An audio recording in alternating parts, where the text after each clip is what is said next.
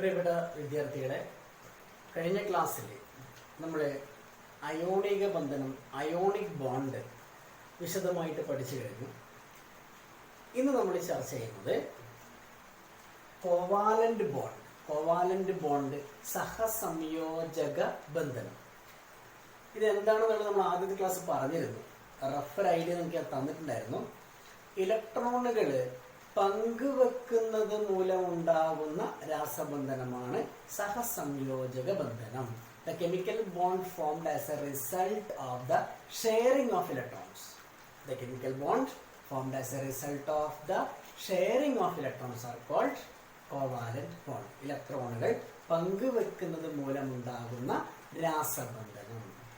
ഇനി എങ്ങനെയാണ് ഇലക്ട്രോണുകൾ പങ്കുവെക്കപ്പെടുന്നത്? ആറ്റങ്ങൾ ഇലക്ട്രോണുകൾ പങ്കുവെച്ചിട്ട് എങ്ങനെയാണ് തന്മാത്രകൾ ഉണ്ടാകുന്നത് എന്ന് നമുക്ക് നോക്കാം. How did atoms are combined together to form molecules? നമുക്ക് ഇനി അതാണ് നോക്കേണ്ടത്. ശ്രദ്ധിച്ചോ? നിങ്ങൾ ഫ്ലൂറിൻ എന്ന് കേട്ടിട്ടുണ്ടോ? ഫ്ലൂറിന്റെ അറ്റോമിക് നമ്പർ 9 ആണ് ഫ്ലൂറിന്റെ. അപ്പോ ഇതിന്റെ ഇലക്ട്രോണിക് കോൺഫിഗറേഷൻ, ഇലക്ട്രോൺ വിന്യാസം എങ്ങനെയാ വരിക? ഫ്ലൂറിന്റെ ഇലക്ട്രോൺ വിന്യാസം 2 എന്നാണ് വരിക. 2 ആണ് ഫ്ലൂറിന്റെ ഇലക്ട്രോണിക് കോൺഫിഗറേഷൻ. അപ്പൊ ഞാനിവിടെ ഫ്ലൂറിന്റെ ആറ്റം വരച്ച് നോക്കിക്കോ. ഇവിടെ ഫ്ലൂറിന്റെ ആറ്റത്തില് ഔട്ടർമോസ്റ്റ് ഷെല്ല് മാത്രം, നമുക്കറിയാം ഡോട്ട് ഡയഗ്രാം വരക്കുമ്പോൾ നമ്മൾ ബാഹ്യതമ ഷെല്ല് ഇലക്ട്രോൺസ് മാത്രമേ വരക്കുള്ളൂ. അപ്പൊ ഫ്ലൂറിന്റെ ബാഹ്യതമ ഷെല്ലിൽ 7 ഇലക്ട്രോണുകളാണ് ഇവിടെ ഞാൻ വരച്ച് വെച്ചിട്ടുള്ളത്. ഇത് മാത്രമേ നിങ്ങൾ നോക്കണ്ട കേട്ടോ, ബാക്കിയൊന്നും നോക്കല്ലേ. മനസ്സിലായി? നമുക്ക് ഓരോന്നായിട്ട് നോക്കാം. നമ്മൾ ഞാൻ ഒരുപാട് സമയം എടുക്കും വരയ്ക്കാൻ, അതുകൊണ്ടാണ് വരച്ച് വെച്ചത്. നോക്കുക, ഫ്ലൂറിൻ മാത്രം നോക്കുക. ഇവിടെ ഞാൻ ഔട്ടർമോസ്റ്റ് ഷെല്ല്, ബാഹ്യതമ ഷെല്ലില് എത്ര ഇലക്ട്രോണുകൾ വരച്ചിട്ട് നോക്കുക. 1 2 3 4 5 6 7 എണ്ണ വരച്ചത്. കാരണം ഫ്ലൂറിൻ 2 ആണ് ഇലക്ട്രോണിക് കോൺഫിഗറേഷൻ. ബാഹ്യതമ ഷെല്ലില് 7 ഇലക്ട്രോൺ. ആ 7 ഇലക്ട്രോൺ ഞാൻ ഇവിടെ വരച്ചു. അതേപോലെ ഇവിടെ മറ്റൊരു ഫ്ലൂറിൻ 2 7. നമുക്കറിയാം ഔട്ടർമോസ്റ്റ് ഷെല്ലിൽ, ബാഹ്യതമ ഷെല്ലിൽ 8 ഇലക്ട്രോൺസ് വരണം, എന്നാലേ അതിന് സ്ഥിരത കിട്ടുള്ളൂ. 8 ഇലക്ട്രോൺ വന്നാലേ അത് സ്ഥിരത കിട്ടുള്ളൂ, സ്റ്റേബിൾ ആവുള്ളൂ. അങ്ങനെ 8 ആവാൻ ഫ്ലൂറിന് 1 ഇലക്ട്രോൺ ഇവിടെ വേണം. അപ്പൊ ആ ഫ്ലൂറിൻ നോക്കുക, മറ്റൊരു ഫ്ലൂറിനുമായിട്ട് കമ്പൈൻ ചെയ്യും, സംയോജിക്കും. എങ്ങനെയാ നോക്കുക? ഇതിനും 1 ഇലക്ട്രോൺ വേണം, അതിനും 1 ഇലക്ട്രോൺ വേണം. അപ്പൊ അവരെന്ത് ചെയ്യുന്നറിയോ? 1 ഇലക്ട്രോൺ രണ്ടുപേരും കൂടി പങ്കുവെക്കും. നോക്കാം, നമ്മളത് എങ്ങനെ എഴുതിയ നോക്കിക്കോ. ഫ്ലൂറിൻ ഇവിടെ ഉണ്ട്, മറ്റൊരു ഫ്ലൂറിൻ അവിടെ ഉണ്ട്. 1 ഇലക്ട്രോൺ വീതം അവർ പങ്കുവെച്ചു. നോക്കുക, ഈ 1 ഒഴികെയുള്ള ബാക്കി നോക്കുക. 1 2 3 4 5 6. ഈ ഫ്ലൂറിന്റെ 6 ഇലക്ട്രോൺ ഇവിടെ ഉണ്ട്. ഫ്ലൂറിന് 7 ഇലക്ട്രോൺ ഉണ്ടല്ലോ കുട്ടികളെ ടോട്ടൽ. അപ്പൊ ഈ ഫ്ലൂറിന്റെ 6 ഇലക്ട്രോണുകൾ ഇവിടെ ഉണ്ട്, ബാക്കിയുള്ള 1 ഇലക്ട്രോൺ ഇവിടെ ഉള്ളത്. ഈ ഫ്ലൂറിന്റെ കേസ് നോക്കുക. ഈ ഫ്ലൂറിന്റെ 1 2 3 4 5 6 electrons are here and remaining 1 is placed here, and these 2 electrons are there as sharing. ഈ ഇലക്ട്രോണുകളാണ് അവര് ഷെയർ ചെയ്യുന്നത്, പങ്കുവെക്കുന്നത്. ഇവിടെ 1 ജോഡി ഇലക്ട്രോണുകൾ അവര് പങ്കുവെച്ചു. മനസ്സിലാകുന്നുണ്ടല്ലോ കുഞ്ഞാല? ഫ്ലൂറിന്റെ ഇവിടെ 6 എണ്ണം വന്നു, 7ാമത്തെ ഇവിടെയാണ്. ഇതിൽ 6 എണ്ണം വന്നു, 7ാമത്തെ ഇവിടെയുണ്ട്. ആ 1 ഇലക്ട്രോൺ രണ്ടുപേരും പങ്കുവെച്ചു. രണ്ടുപേരും പങ്കുവെക്കുമ്പോൾ കിട്ടുന്ന ഫ്ലൂറിൻ 1 2 3 4 5 6 7 8. അപ്പൊ ഇതിന് 8 ആയി. ഇതിന്റെ കേസ് നോക്കുക, 1 2 3 4 5 6 7 8. അതിനും 8 കിട്ടി. അപ്പൊ ഇങ്ങനെ 1 ഇലക്ട്രോൺ ഇവർ ഷെയർ ചെയ്തപ്പോൾ അവർക്ക് രണ്ടുപേർക്കും 8 എന്ന ഇലക്ട്രോണിക് കോൺഫിഗറേഷൻ കിട്ടി. ഇതാണ് കുഞ്ഞുങ്ങളെ covalent bond. The chemical bond formed as A result of the sharing of electrons. ഇലക്ട്രോണുകളുടെ പങ്കുവെക്കൽ മൂലമുണ്ടാകുന്ന രാസബന്ധനമാണ് കോവാലന്റ് ബോണ്ട്, സഹസംയോജക ബന്ധനം. നിങ്ങളൊന്ന് സ്വന്തമായിട്ട് വരച്ചു നോക്കുക, ക്ലിയർ ആയിട്ടൊരു ഐഡിയ കിട്ടും. മറ്റൊന്നുണ്ടോ? ഓക്സിജൻ. ഇവിടെ ഓക്സിജൻ ഉണ്ട്, ഇത് മാത്രം നോക്കുക. ഓക്സിജൻ അറ്റോമിക് നമ്പർ 8 ആണ്. അറ്റോമിക് നമ്പർ 8 വരുമ്പോൾ അതിന്റെ ഇലക്ട്രോണിക് കോൺഫിഗറേഷൻ എങ്ങനെ വരിക? 2 6 എന്ന് വരിക. 2 6. ബാഹ്യതമ ഷെല്ലിൽ 6 ഇലക്ട്രോൺ ആണ്. അപ്പൊ 6 ഡോട്ടല്ലേ വേണ്ടു കുഞ്ഞിനെടാ. 1 2 3 4 5 6. 6 ഡോട്ടുകൾ ഇവിടെ വരച്ചിട്ടുണ്ട്. അതേപോലെ ഇവിടെയും ഓക്സിജൻ ഉണ്ട്. നോക്കുക 2 6, അവിടെ മോട്ടോർ മോഷനിൽ 6 ഇലക്ട്രോൺസ് ആണ്. 1 2 3 4 5 6. നമുക്കറിയാം മോട്ടോർ മോഷനിൽ 6 വന്നാൽ 2 ഇലക്ട്രോൺ കൂടെ അതിന് ആവശ്യമുണ്ട്. 2 more electron need to attain stability, attain octet. അപ്പം അഷ്ടകം പൂർത്തിയാക്കാൻ വേണ്ടിയിട്ട് 2 ഇലക്ട്രോൺ കൂടി വേണം. അപ്പൊ 2 ഓക്സിജൻ ഒരുമിച്ച് ചേരുന്നു. അവര് അതായത് പങ്കുവെക്കുന്ന നോക്കിക്കോ, 2 ഇലക്ട്രോണുകൾ വീതം പങ്കുവെച്ചു. നോക്കിക്കോ, ഇവിടെ ഓക്സിജൻ ഉണ്ട്. ഇതാ 1 2 3 4 5 6. ഇതാണ് ഈ ഓക്സിജന്റെ 6 ഇലക്ട്രോൺ. ഈ ഓക്സിജന്റെ 6 ഇലക്ട്രോൺ ഏതൊക്കെയാണ്? 1 2 3 4 5 6. അപ്പൊ അവരിങ്ങനെ 2 പെയർ, 2 ജോഡികൾ അവരിവിടെ പങ്കുവെച്ചു. ജോഡി പറഞ്ഞാൽ 2 എണ്ണം അറിയാലോ നിങ്ങള്. ഒരു ജോഡി പറഞ്ഞാൽ 2 എണ്ണമാണ്. 1 പെയർ മീൻസ് 2, നമ്പർ 2. അപ്പം ഇവിടെ 2 പെയർ, 2 ജോഡികളായിട്ട് അവര് ഇലക്ട്രോൺ പങ്കുവെച്ചു. നോക്കിക്കോ, അങ്ങനെ പങ്കുവെക്കുമ്പോൾ കണ്ടോ, ഈ ഓക്സിജന്റെ കേസ് നോക്കിക്കോ, 1 2 3 4 5 6 7 8. അപ്പൊ ഇതിന് 8 കിട്ടി. അപ്പൊ ഈ കേസ് നോക്കിക്കോ, 1 2 3 4 5 6 7 8. ഇങ്ങനെ അവർ ഇലക്ട്രോൺ ഷെയർ ചെയ്തിട്ട് സ്റ്റേബിളായി 8 ഇലക്ട്രോൺസ് ഒക്ടറ്റ് എന്ന സ്റ്റേബിൾ കണ്ടീഷനിലേക്ക് അവർ എത്തി. ക്ലിയർ അല്ലേ മക്കളെ? അപ്പൊ ഇവിടെ നോക്കോ, ഇതിന് 1 പെയർ മാത്രമേ ഉള്ളൂ. 1 പെയർ മാത്രം ഇവിടെ ഷെയർ ചെയ്ത്, 1 പെയർ മീൻസ് ഒരു ജോഡി. ആ 1 പെയർ ഷെയർ ചെയ്ത് നമ്മൾ ഇതിനെ സിംഗിൾ ബോണ്ട് എന്ന് വിളിക്കുക. ഇതെങ്ങനെ ഡിനോട്ട് ചെയ്യുന്ന മക്കളെ? ഇതാ F bond F, F bond S. ഇത് സിംഗിൾ ബോണ്ട് എന്ന് അറിയപ്പെടുക. സിംഗിൾ ബോണ്ട് എന്ന് പറഞ്ഞാൽ covalent formed by sharing 1 pair of electron. എന്താ single bond? Covalent bond formed by sharing 1 pair of electron. 1 pair മാത്രം ഷെയർ ചെയ്തിട്ടുള്ളൂ എന്ന് പറഞ്ഞാല് ഒരു ജോഡി ഇലക്ട്രോണുകള് പങ്കുവെച്ചുണ്ടാകുന്ന സഹസംയോജക ബന്ധനം. ഒരു ജോഡി ഇലക്ട്രോണുകൾ പങ്കുവെച്ചുണ്ടാകുന്ന സഹസംയോജക ബന്ധനമാണ് സിംഗിൾ ബോണ്ട്. അപ്പൊ ഇവിടെ എഫ് ബോണ്ട് എഫ് എന്ന് എഴുതാം. അപ്പൊ ഇവിടെയോ, ഇവിടെ എങ്ങനെയാണ്?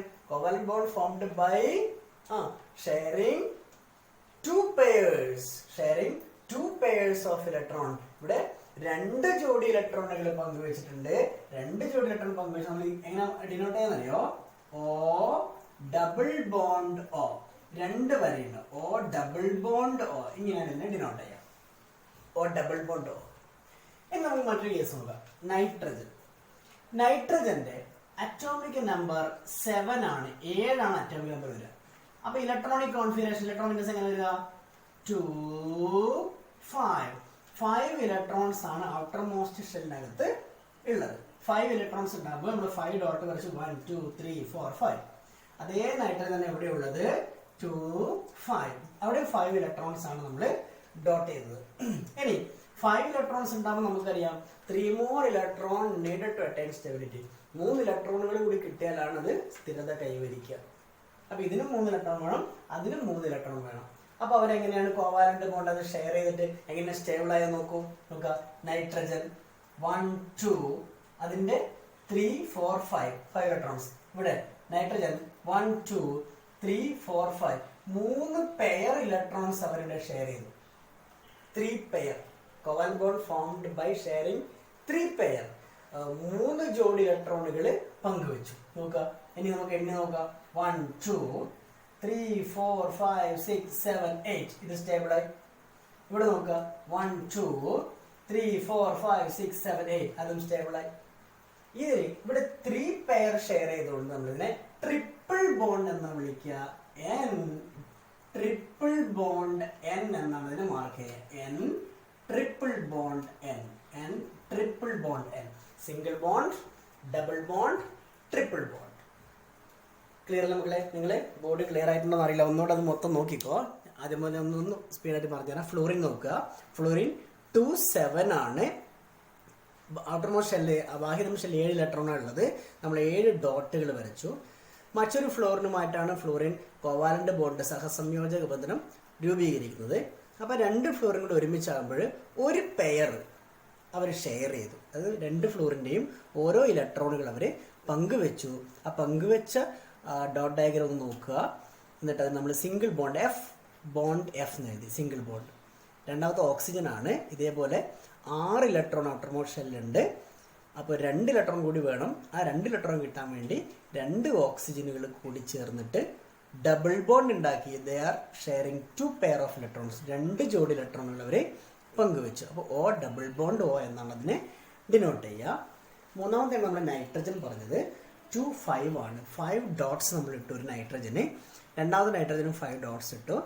അവർ കമ്പൈൻ ചെയ്യുമ്പോൾ 8 കിട്ടാൻ വേണ്ടി 3 പെയർ ഷെയർ ചെയ്തു. Then N triple bond N എന്ന് എഴുതി. അപ്പോൾ single bond, double bond, triple bond. ഇനി ഏറ്റവും അവസാനത്ത് നോക്കും മക്കളെ. ഏറ്റവും അവസാനം ഹൈഡ്രജൻ ആണ്. ഹൈഡ്രജൻ്റെ അറ്റോമിക് നമ്പർ 1 ആണ്. അറ്റോമിക് നമ്പർ 1 ഉള്ള ഹൈഡ്രജൻ. ക്ലോറിൻ്റെ അറ്റോമിക് നമ്പറോ? ക്ലോറിൻ്റെ അറ്റോമിക് നമ്പർ 17 ആണ്. ഇതിന് ഇലക്ട്രോണിക് കോൺഫിഗറേഷൻ ഇലക്ട്രോമിനസ് 1 എന്ന് എഴുതുന്നുണ്ട്. ഇത് 17 ആണ്. 2 8 7. അപ്പൊ 7 ഇലക്ട്രോൺസ് മാത്രമേ നമ്മൾ ഡോട്ട് ചെയ്യൂ. 7 മാത്രം ഡോട്ട് ചെയ്തു. 1 2 3 4 5 6 7. അപ്പൊ ഈ 7 ഉള്ളതുകൊണ്ട് 1 ഇലക്ട്രോൺ ക്ലോറിന് വേണം. ഹൈഡ്രജനും 1 ഇലക്ട്രോൺ കിട്ടിയ 2 ആയാൽ ഹൈഡ്രജൻ സ്റ്റേബിൾ ആയി. കാരണം ഫസ്റ്റ് ഷെല്ല് മാത്രമേ ഉള്ളൂവെങ്കിൽ 2 ഇലക്ട്രോൺസ് കിട്ടിയ സ്റ്റേബിൾ ആവും. അല്ലെ, K എന്ന ഷെല്ലിൽ മാക്സിമം 2 മാത്രമേ അക്കോമഡേറ്റ് ചെയ്യാൻ പറ്റൂ. അതിൽ 2 കിട്ടിയാൽ അത് സ്റ്റേബിൾ ആവും. അപ്പൊ ഹൈഡ്രജൻ 1 വേണം, ക്ലോറിനും 1 വേണം. അപ്പൊ അവർ തമ്മിലൊരു കോവാലന്റ് ബോണ്ട് ഉണ്ടാക്കി നോക്കും. ഹൈഡ്രജൻ ആകെ ഹൈഡ്രജൻ ഇലക്ട്രോൺ ആയത്.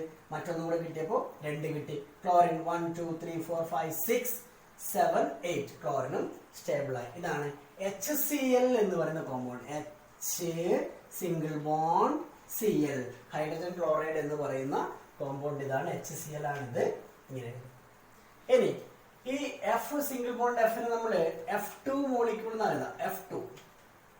F2 മോളിക്യൂൾ, F2 തന്മാത്ര, F2 തന്മാത്ര, ഫ്ലൂറിൻ തന്മാത്ര. ഇത് O ഡബിൾ ബോണ്ട് O2 എന്നാണ് എഴുതാം. O2 ഓക്സിജൻ തന്മാത്ര. O double bond O. ഇത് നൈട്രജൻ മോളിക്യൂൾ, നൈട്രജൻ തന്മാത്രയാണ് N2.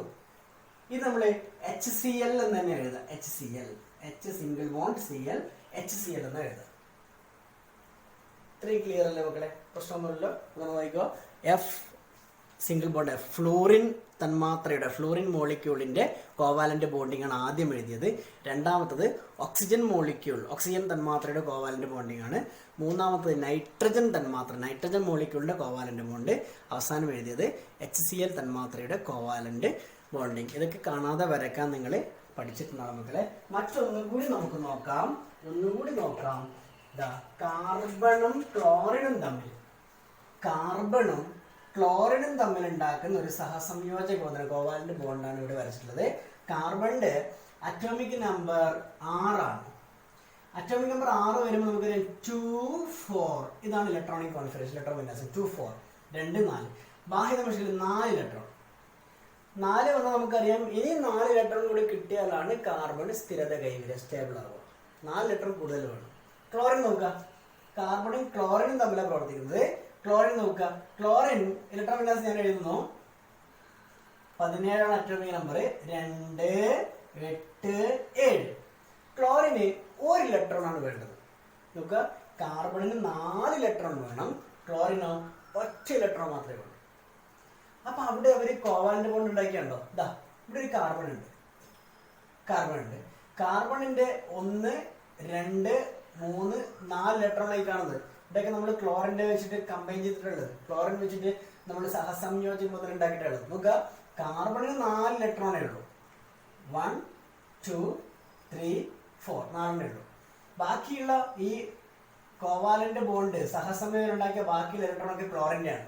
അതായത് ഒരു ക്ലോറിന് 1 ഇലക്ട്രോണോ വേണ്ടത്, ഒറ്റൊന്നേ വേണം. കാർബണിന് 4 എണ്ണം വേണം. അപ്പോ കാർബണിന് വെച്ചിട്ട് 4 ക്ലോറിൻ വന്നു. 4 ക്ലോറിൻ വന്നിട്ട് ഓരോ ക്ലോറിനും കാർബണിന്റെ ഓരോ ഇലക്ട്രോണുമായിട്ട് സഹസംയോജക ബന്ധനത്തിൽ ഏർപ്പെട്ടു. സഹസംയോജക ബന്ധനത്തിൽ കോവാലന്റ് ബോണ്ടിൽ ഏർപ്പെട്ടു. അങ്ങനെ കാർബണും സ്റ്റേബിളായി, ഈ ക്ലോറിനൊക്കെ സ്റ്റേബിളായി. ഓരോ ക്ലോറിനും ഓരോ ഇലക്ട്രോണാണ് ഷെയർ ചെയ്യുക. നോക്കുക, കാർബണിന്റെ ആദ്യത്തെ ഇലക്ട്രോണുമായിട്ട് ഒരു ക്ലോറിൻ വന്നു, അവിടെ കമ്പൈൻ ചെയ്തു, ഇവിടെ ഒരു ബോണ്ടാക്കി. മറ്റൊരു ക്ലോറിൻ വന്നു, ഇവിടെ ഒരു ബോണ്ടാക്കി. വീണ്ടും ഒരു ക്ലോറിൻ വന്ന് ഇവിടെയും ബോണ്ടാക്കി. വീണ്ടും ഒരു ക്ലോറിൻ വന്ന് അവിടെയും ബോണ്ടാക്കി. അങ്ങനെ കാർബണും സ്റ്റേബിളായി, ക്ലോറിനും സ്റ്റേബിളായി. ക്ലിയർ അല്ലേ മക്കളെ? പ്രശ്നമില്ല. അപ്പം ഈ കോമ്പൗണ്ടിനും കൂടെ നിങ്ങൾ നോക്കുക, നോക്കി മനസ്സിലാക്കിയിട്ട് പഠിക്കുക. കാർബൺ സ്റ്റേബിൾ ആവണമെങ്കിൽ 4 ക്ലോറിനാണ് വേണ്ടത്. അതിനെ നമ്മൾ ഇങ്ങനെ മാർക്ക് ചെയ്യുക. ഇത് ഇങ്ങനെ എഴുതുക, സി, ഇത് കാർബൺ ആണ്, CCl4, CCl4, 4 ക്ലോറിൻ വേണം. ഒരു ക്ലോറിൻ പോരാ, 4 ക്ലോറിൻ വേണം. CCl4 കാർബൺ ടെട്രാക്ലോറൈഡ് എന്നതിന്റെ പേര്. കാർബൺ ടെട്രാക്ലോറൈഡ്, മറ്റൊരു പേരുണ്ട് ടെട്രാക്ലോറോ മീഥേൻ എന്ന മറ്റൊരു പേര് കൂടിയുണ്ട്. അത് 10ാം ക്ലാസ്സിൽ എത്തുമ്പോൾ നിങ്ങൾ പഠിക്കുക. കാർബൺ ടെട്രാക്ലോറൈഡ് അല്ലെങ്കിൽ ടെട്രാക്ലോറോ മീഥേൻ എന്നറിയപ്പെടുന്ന സാധനമായത്. ഈ കോമ്പൗണ്ടും കൂടെ നിങ്ങൾ സ്വന്തമായിട്ട് വരച്ച് നോക്കുക, വരച്ച് പഠിക്കുക. ഓരോ ആറ്റത്തിനും 8 ഇലക്ട്രോണുകൾ കിട്ടുന്ന രീതിയിലായിരിക്കണം നമ്മൾ കോവാലന്റ് ബോണ്ട് ഉണ്ടാക്കേണ്ടത്. ക്ലിയർ അല്ലേ മക്കളെ? അപ്പോൾ നമ്മൾ എന്താ പഠിച്ചത്? കോവാലന്റ് ബോണ്ട് സഹസംയോജക ബന്ധനമാണ് പഠിച്ചത്. The chemical bond formed as a result of sharing of electrons are called covalent bond. ഇലക്ട്രോണുകൾ പങ്കുവെക്കുന്നത് മൂലമുണ്ടാകുന്ന രാസബന്ധനമാണ് സഹസംയോജക ബന്ധനം. അപ്പൊ നമ്മൾ ഒരുപാട് സഹസംയോജക ബന്ധനത്തിൽ ഏർപ്പെട്ട സംയുക്തങ്ങൾ പഠിച്ചു അല്ലേ? ഇവിടെ സിംഗിൾ ബോണ്ട് പഠിച്ചു, ഒരേ ആറ്റത്തിന് മോളിക്യൂൾ പഠിച്ചു, ഡിഫറൻ്റ് ആയിട്ടുള്ള ആറ്റത്തിന് മോളിക്യൂൾ പഠിച്ചു, ഒരേ ആറ്റത്തിന് തന്മാത്രയും പഠിച്ചു, വ്യത്യസ്ത ആറ്റങ്ങളുടെ തന്മാത്രയും പഠിച്ചു. ഇങ്ങനെ ഉണ്ടാകുന്ന ഈ സംയുക്തങ്ങൾ HCl ആയിക്കോട്ടെ, CCl4 ആയിക്കോട്ടെ, ഇങ്ങനെയുള്ള സംയുക്തങ്ങൾക്ക് പറയുന്ന പേരാണ് കോവാലന്റ് കോമ്പൗണ്ട്സ്. കോവാലന്റ് കോമ്പൗണ്ട്സ്, സഹസംയോജക സംയുക്തങ്ങൾ എന്നാണ് ഇവയെ വിളിക്കുന്നത്. അതായത് compounds formed by covalent bonding are called covalent compounds. Compounds formed by covalent bonding are called covalent compounds. എന്ന് പറഞ്ഞാൽ സഹസംയോജക ബന്ധനം മൂലമുണ്ടാകുന്ന സംയുക്തങ്ങളാണ് സഹസംയോജക സംയുക്തങ്ങൾ. മിക്കവാറും അലോഹങ്ങൾ തമ്മിൽ കൂടിച്ചേരുമ്പോൾ സഹസംയോജക സംയുക്തങ്ങൾ ഉണ്ടാവുക. When non-metals are combined together, usually covalent compounds are formed. അത് ഒരു പോയിന്റ് നിങ്ങൾ നോട്ട് ചെയ്ത് വെക്കുക. നിങ്ങളെ അലോഹങ്ങൾ കൂടിച്ചേരുമ്പോൾ മിക്കവാറും സഹസംയോജക സംയുക്തങ്ങളാണ് ഉണ്ടാവുക. When non-metals are combined together, usually covalent compounds are formed. ഇത്രയും കാര്യങ്ങൾ നിങ്ങൾ ഓർമ്മിച്ച് വെക്കുക. ബാക്കി നമുക്ക് അടുത്ത ക്ലാസ്സിൽ പഠിക്കാം. ഓക്കെ.